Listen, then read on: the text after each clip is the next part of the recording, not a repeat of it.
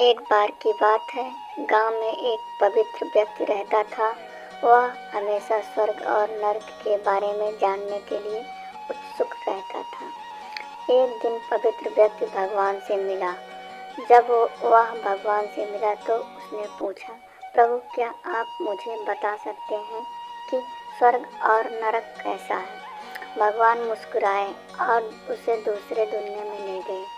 वहाँ वे दो दरवाजे के सामने खड़े थे। भगवान ने उसे जाने के लिए कहा और प्रत्येक दरवाजे के अंदर खुद जाकर देखने के लिए कहा। पवित्र व्यक्ति ने जाकर पहला दरवाज़ा खोला।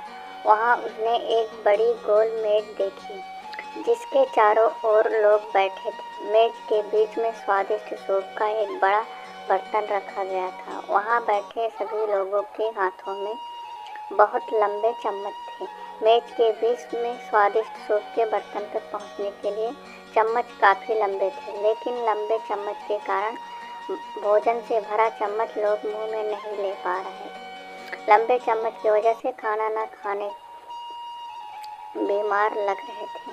वहाँ के लोग बहुत दुखी थे। वहाँ पीड़ित लोगों के दुख को देखकर पवित्र व्यक्ति काँप उठे। वह उस कमरे से बाहर आया और दूसरे कमरे का दरवाज़ा खोला। दूसरा कमरा बिल्कुल पहले कमरे जैसे ही था।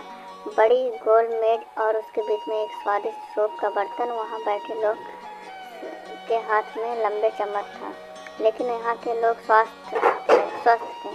वे एक दूसरे से बातें कर रहे थे, खाना खा रहे थे। पवित्र व्यक्ति यह देखकर प्रसन्न हुआ और उस कमरे में से बाहर आ गया। फिर पवित्र व्यक्ति भगवान के पास गया और कहा, मुझे समझ नहीं आया कि दोनों कमरे एक जैसे ही हैं, फिर भी और दूसरा सुख से भरा है। भगवान ने उसे समझाया, आपने देखा कि लंबे चम्मच दूसरे को खिलाने के लिए ठीक ठाक है, लेकिन खुद को खिलाने के लिए ठीक नहीं है।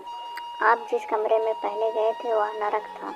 वहाँ के लोग लालची थे और केवल अपने बारे में सोचते हैं, दूसरे की मदद नहीं करना चाहते, जिसका कारण वे अपना पेट नहीं भर पा रहे और दुख झेल रहे हैं। और दूसरा कमरा स्वर्ग था।